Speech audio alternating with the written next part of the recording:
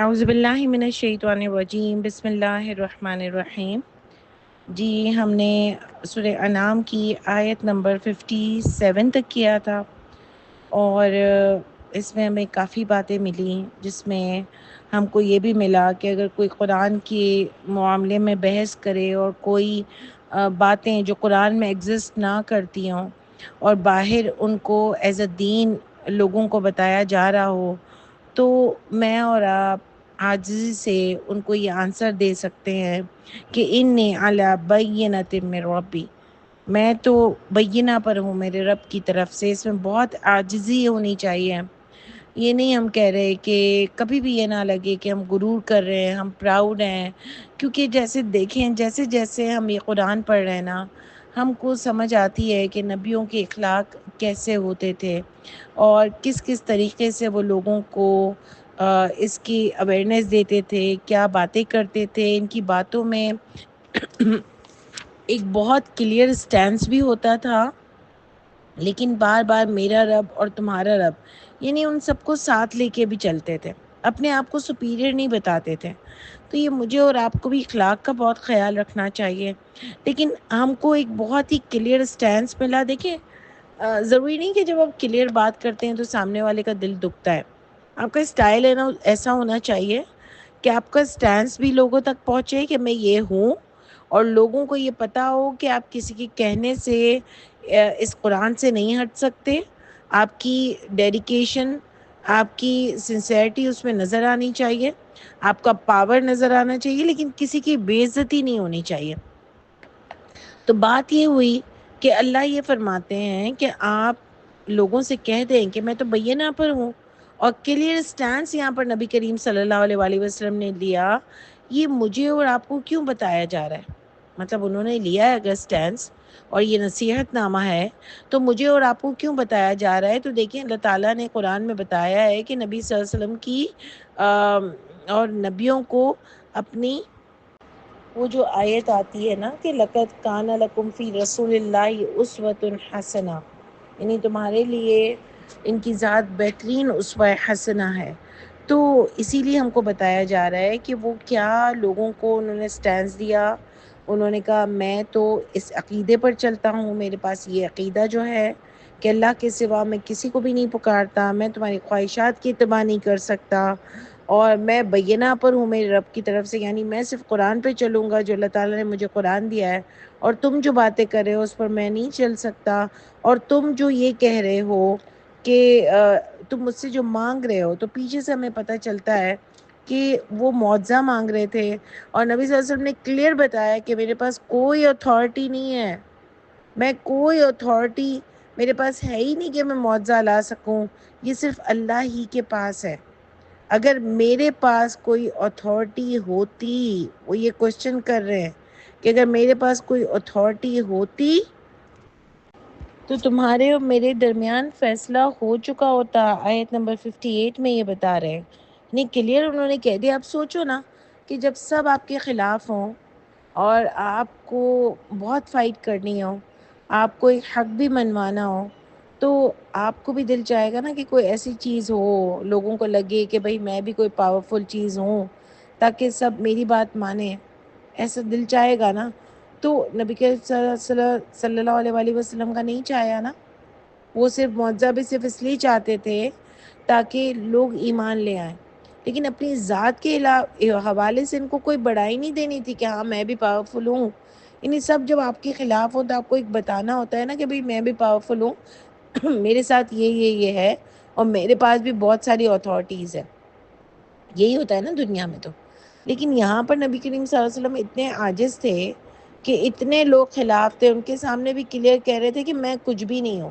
اگر آپ پوری چیزوں کو دیکھ لو تو وہ کہہ رہے تھے میں کچھ بھی نہیں ہوں، بس مجھے یہ ڈرانے کے لیے اور خوشخبری دینے کے لیے بھیجا گیا ہے، میں تو خود اس حکم پر چل رہا ہوں جس کے ساتھ مجھے بھیجا گیا ہے اور یہ کتاب دی گئی ہے۔ یعنی سوچو، صرف اس سے ان کو آپ کی سیرت آپ کو ان کی سیرت پتہ چل رہی ہے۔ سارا دن جو لوگ کہتے ہیں نا سیرت النبی سیرت النبی، اس میں بہت سی جھوٹی باتیں بھی لاتے ہیں، تو یہ اتنی پیاری باتیں کیا کم ہے ان کی سیرت کو جاننے کے لیے کہ کتنے پیارے انسان ہوں گے۔ آپ سوچو کتنے ڈاؤن ٹو ارتھ، کتنے پیارے، اللہ تعالیٰ سدا رحمت کیجیے گا، اللہم صلی علی محمد، اللہم صلی علی محمد۔ تو آپ دیکھیں کہ یہاں پر انہوں نے کلیئر بات بتائی۔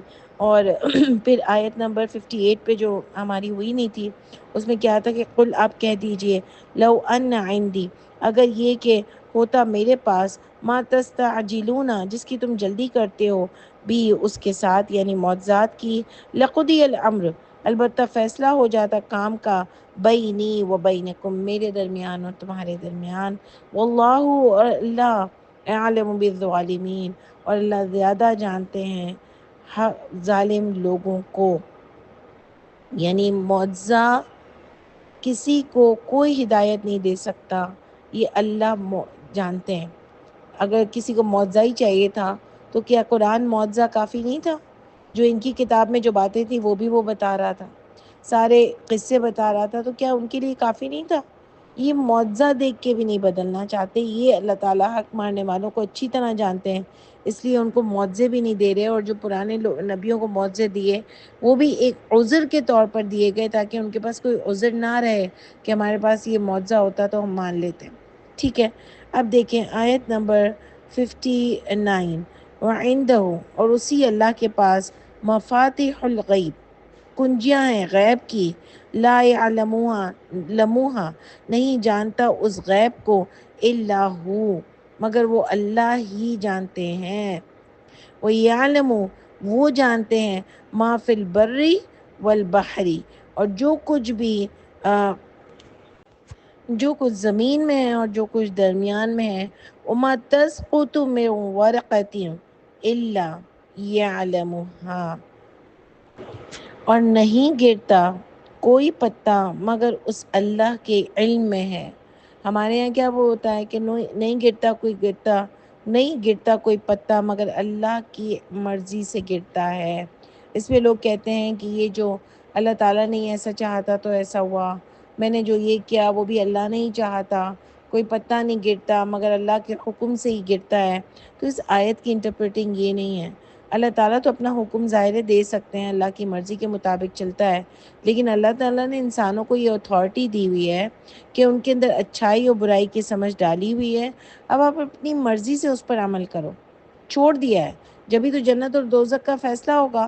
اور پھر ساتھ میں یہ اتنی پیاری کتاب دے دی ہے جو آپ کو دو راستے بتاتی ہے، ایک جنت کی طرف جاتا ہے اور ایک دوزخ کی طرف جاتا ہے۔ اب انسان کے اندر ہے کہ کون سی چیز چنتا ہے، کیا دنیا کی خاطر دوزخ کو خرید لیتا ہے یا جنت کی خاطر دنیا کو بیچ دیتا ہے؟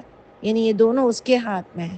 تو اللہ تعالیٰ یہاں پر بتا رہے ہیں اور کہلوا رہے ہیں نبی سے کہ مجھے کچھ نہیں پتا، یعنی اتنے بڑے نبی یہ کہہ رہے ہیں میرے پاس کوئی اتھارٹی نہیں ہے، اور آج انسان یہ کہتے ہوئے شرماتا ہے۔ جو بڑے لوگ بڑی سیٹ پر بیٹھے ہیں وہ بھی یہ کہتے ہوئے ان کو بھی تکلیف ہوتی ہے کہ بھئی ہم یہ نہیں کر سکتے، وہ بھی دم کیے ہوئے پانی دیتے ہیں جیسے ان کی پھوکوں میں بڑی شفا ہے، وہ بھی پڑھ پڑھ کر تعویذ دیتے ہیں جیسے ان کے ہاتھ سے لکھے ہوئے تعویذ میں بڑی شفا ہے، جو وہ بھی لوگوں کے پتہ نہیں کیا کیا ایسی چیزیں کرتے ہیں، جیسے وہ اپنے آپ کو بڑا بتاتے ہیں کہ جیسے ان کا اللہ سے کوئی ڈائریکٹ کانٹیکٹ ہے، ان کی قبضے میں اتنی چیزیں ہیں کہ بھئی ہم پیسے لیے بغیر ہی تم کو بتاتے ہیں کہ تمہارے پر جادو ہوا ہے، تو لوگ بڑے امپریس ہوتے ہیں کہ پیسہ بھی نہیں لیتا تو سچا ہوگا۔ بھئی ہم امپریس نہیں ہوتے، کیونکہ نبی کریم صلی اللہ علیہ وسلم نے کبھی کوئی ایسا کام نہیں کیا۔ آپ حدیث لا کے دکھا دو، اگر آپ حدیث کو مان رہے ہو نا تو وہ لا کے دکھا دو کہ انہوں نے کوئی ایسا کام کیا۔ تو یہ کوئی چیزیں امپریس ہونے کی نہیں ہے۔ اللہ تعالیٰ یہاں پر نبی سے کلیئر کروا رہے ہیں کہ کسی انسان کے پاس کوئی غیب کا علم ہے ہی نہیں، کوئی اتھارٹی، کوئی پاور ہے ہی نہیں۔ یعقوب علیہ السلام کو پتہ نہیں چلا کہ ان کا بیٹا کہاں ہے، کیسے حال میں ہے، وہ اتنے غمگین ہوئے کہ ان کی بینائی چلی گئی۔ وہ تو اللہ نے معجزہ کر کے ان کی بینائی ایک کپڑے سے لے آئے، وہ اللہ تعالیٰ کا معجزہ تھا، لیکن آپ دیکھو کہ یہ ہوا نہیں پتہ چلا۔ یوسف علیہ السلام کو نہیں پتہ چلا کہ کیا چل رہا ہے سین سارا۔ تو آپ دیکھ لو کہ یہ ایسی چیزیں ہوتی ہیں۔ حضرت موسیٰ کی ماں کو پتہ نہیں چلا، نبی کریم صلی اللہ علیہ وسلم کو پتہ نہیں چلا تھا کہ وہ عمرہ کر سکیں گے یا نہیں کر سکیں گے، وہ کوئی جنگ جیت سکیں گے یا نہیں جیت سکیں گے۔ آپ دیکھ لو ان سب نے کوششیں کی۔ ابراہیم علیہ السلام کو نہیں پتہ چل رہا تھا کہ باپ کو چھوڑ کے جائیں گے تو آگے ان کے ساتھ کیا معاملہ ہونے والا ہے، لیکن اب دیکھو کہ کسی کے پاس کوئی نہیں تھا علم الغیب، تو کیا آج کے لوگ بہت بڑے آ گئے کہ ان کو علم غیب پتہ چل رہی ہے، جادو پتہ چل رہے ہیں، کس نے نظر لگائی، آگے کیا ہونے والا ہے، کل کیا ہوگا، کوئی بھی ستاروں کی چیزیں، یہ دوسرے ڈائریکشن، سب جھوٹ پر مبنی علم ہے۔ جس کو اللہ کی ذات پر پکا علم ہونا، وہ یہ کبھی کسی سے پوچھے گا بھی نہیں کہ میرے ساتھ کیا ہونے والا ہے اور کیا ہوگا اور کیا طے ہے اور کیا کسی نے مجھ پر کچھ کیا ہے۔ جس کا ایمان بلند ہوگا انشاءاللہ، اگر میں اور آپ اپنا اتنا اسٹرانگ عقیدہ کر لیں تو آپ دیکھ لو کہ وہ بتا رہے ہیں کہ تمام کا تمام علم اس اللہ کے پاس ہے جو زمین میں ہے، جو دریا میں ہے، اور کوئی پتا نہیں ہلتا مگر اس اللہ کے علم میں ہوتا ہے۔ یعنی اللہ کے علم میں کیا کیا ہوتا ہے اس کی اللہ تعالیٰ نے یہاں پر انٹینسٹی بتائی ہے، اس کی شدت بتائی ہے کہ پتا بھی گرتا ہے نا، وہ بھی اللہ کے علم میں ہوتا ہے۔ تو جو بھی گرتا ہے نا، جو بھی ہماری زندگی میں ہوتا ہے، ایک ایک لمحہ اللہ کے علم میں ہوتا ہے۔ ہر انسان کا ایک ایک لمحہ اللہ تعالیٰ کی اتنی پاور اور اتنی اتھارٹیز اور اتنی شدت ہے کہ ہر انسان کی زندگی میں جو ایک ایک لمحہ گزرتا ہے نا، وہ اللہ تعالیٰ کے علم میں ہوتا ہے۔ یہ اس آیت کی گہرائی ہے، یہ اس کی سمجھ ہے۔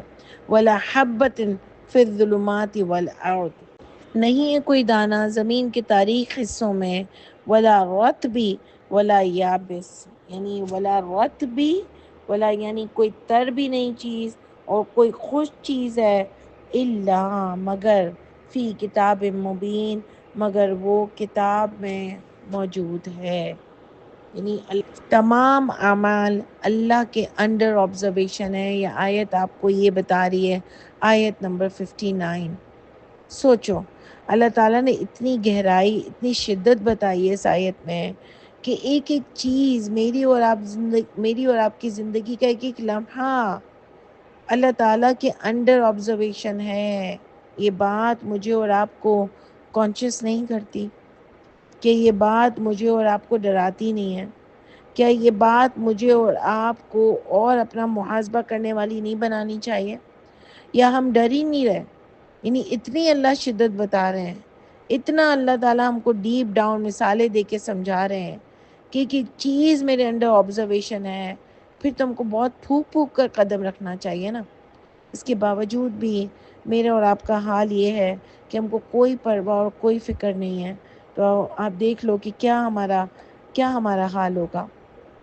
اللہ فرماتے ہیں بہو الذی، وہ ذات پاک، یہ توفاکم، وہ وفات دیتے ہیں تم کو باللیل، رات کو۔ یعنی سوچو، یہ جو رات کو ہم کو وفات ملتی ہے، کیونکہ وفات کی طرح ہی ہوتا ہے کہ ہم کو نیند میں جا کے کچھ پتہ نہیں ہوتا کہ کیا ہو رہا ہے، کیا نہیں ہو رہا، کیا چل رہا ہے، کوئی ہاتھ لگا کے اٹھائے تو پتہ چلتا ہے، ورنہ تو ہم بے سدھ سو رہے ہوتے ہیں۔ یہ ہوتا ہے نا۔ تو یہ جتنی بھی لوگوں کو نیند آتی ہے، جس ٹائم بینگ بھی آتی ہے، تو وہ ایکچولی وفات ہوتی ہے کہ اس کو کچھ پتہ نہیں چل رہا ہوتا کہ کیا ہو رہا ہوتا ہے۔ یہ ایک ایگزامپل بھی ہے کہ جب موت ہو جائے گی تو کسی کو پھر بعد میں کچھ پتہ نہیں چلے گا کہ آگے پیچھے کیا ہو رہا ہے، کیا چل رہا ہے، کیا باتیں ہو رہی ہیں، کون ان کے پاس آیا ہے، کون پکار رہا ہے، کچھ بھی نہیں۔ تو یہ جو قبروں کے پاس جاتے ہیں نا، ان کو بھی یہ بات پتہ ہونی چاہیے۔ اور دوسرا، مجھے اور آپ کو بھی بتایا جا رہا ہے کہ دیکھو، تم رات کو سوتے ہو تو مر جاتے ہو۔ تو کبھی میں اور آپ اس کو سیریس لیتے ہیں؟ یہ ہم کو بتایا کیوں ہے؟ اوپر اتنی ساری باتیں چل رہی ہیں کہ سب اللہ کے علم میں ہے، سب کتاب المبین میں ہے، اور دیکھو یہ جو رات کو تم سو رہے ہو تو یہ تمہاری موت ہے۔ تو اس میں اور آپ کیا لیں گے؟ کہ کبھی میں رات کو سوتے ہوئے سیریسلی یہ سوچ رہی ہوں کہ اگر واقعی میں صبح نہیں اٹھی تو کیا ہوگا؟ کیا ایک دن اسی طرح میری موت ہو گئی تو کیا میں اس کے لیے تیار ہوں؟ کیا میں اس کے لیے کوئی محنت کر رہی ہوں؟ کیا میں اس کے لیے کوئی کام کر رہی ہوں؟ کیا میں کبھی یہ سوچتی ہوں؟ میں نے کوئی اس طریقے کی اپنے اندر کوئی جذبات پائے ہیں؟ تو اللہ ہی ہم کو بتا رہے ہیں کہ وہ یہ ذات پاک، وہ وفات دیتے ہیں تم کو رات کو، وَيَعْلَمُ مَا جَرَحْتُمْ بِالنَّهَارِ، اور وہ جانتے ہیں جو تم کرنے والے ہو دن میں۔ یعنی جو تم دن میں کرتے ہو سب اللہ کو پتہ ہے۔ جو پیچھے آیت آ رہی تھی کہ کتاب المبین میں ہے، تو ایک ایک تمہارا اعمال نامہ لکھا جا رہا ہے۔ تم رات کو سوتے ہو، صبح اٹھتے ہو، جو کرتے ہو وہ اللہ تعالیٰ کے علم میں ہے۔ سب تمہاری کتاب میں لکھا جا رہا ہے. یہ اسی طرح انسان کی سٹوری چل رہی ہے. جیسے ہماری ٹیچر ہم کو بتاتی تھی، ایک بہت اچھا، کوئی میں کسی کا درس سن رہی تھی، شاید وہیں پر میں نے یہ ایگزامپل سنی اور مجھے بہت اچھا لگا یہ ایگزامپل، کہ روز ہماری کتاب کا پیج کھلتا ہے جب ہم صبح اٹھتے ہیں، پھر وہ بند ہو جاتا ہے رات کو، پھر جب بھی ہم اٹھتے ہیں وہ کھلتا ہے. اسی طرح روز یہ پیج کھلتا ہے اور بند ہوتا ہے، اور ایک دن یہ کتاب ہمیشہ کے لیے بند ہو جائے گی جب ہماری موت آئے گی. کیا کبھی ہم نے سوچا کہ ہم اس کتاب میں کیا لکھوا رہے ہیں؟ کبھی سوچا ہم نے کہ روز رات کو یہ پیج بند ہو جاتے ہیں جب میں سو جاتی ہوں؟ تو کیا کبھی میں نے اور آپ نے سوچا کہ میری آج کتاب میں کیا کیا لکھا ہوگا؟ کہ اچھائی ہوگی، برائی ہوگی، کسی بات پر اللہ تعالیٰ کو مجھ پر پیار آیا ہوگا کہ میں نے یہ اتنا نیک کام کیا، یا مجھے اللہ بہت ناراض ہوئے ہوں گے، آج میں نے کیا لکھوایا ہوگا؟ کبھی رات کو سونے سے پہلے میں نے سوچا؟ اللہ کلیئر بتا رہے ہیں کہ وہ وفات دیتا ہوں تم کو، تو کیا کبھی میں نے مرنے سے پہلے سوچا کہ میں کیا لکھوا رہی ہوں؟ اس کی سیریسنس کو میں نے محسوس کیا. یہ ہمارا روز کا پیٹرن ہے، روز کا پیٹرن ہے، لیکن کبھی ہم نے زندگی میں اس کو سیریس لیا؟ ہم روز سوچتے ہیں یار ویکینڈ پتہ نہیں کیسے آ جاتا ہے، کیسے دن گزر رہے ہیں، لیکن کیا سمجھ رہے ہیں کہ میں موت کے بھی قریب جا رہی ہوں؟ میری پوری کتاب پیچھے چل رہی ہے. کیا میں نے سوچا میں نے آج تک کیا لکھوایا ہے اس میں؟ اللہ بس سب سے پہلے مجھے بھی یہ کرنے والا بنا دے، مجھے بھی یہ سوچ نصیب کرے. واقعی اگر میں سوچنے بیٹھوں نا، مجھے اپنے آپ پہ شرم آ جائے. اللہ بس مجھے اتنا سیریس کر دیجئے.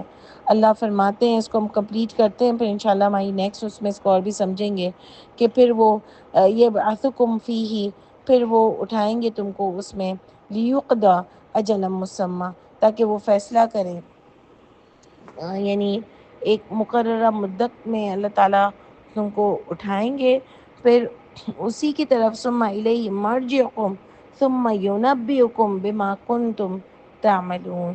انشاءاللہ اس کو اور ڈیٹیل میں سمجھیں گے ہماری نیکسٹ آڈیو میں.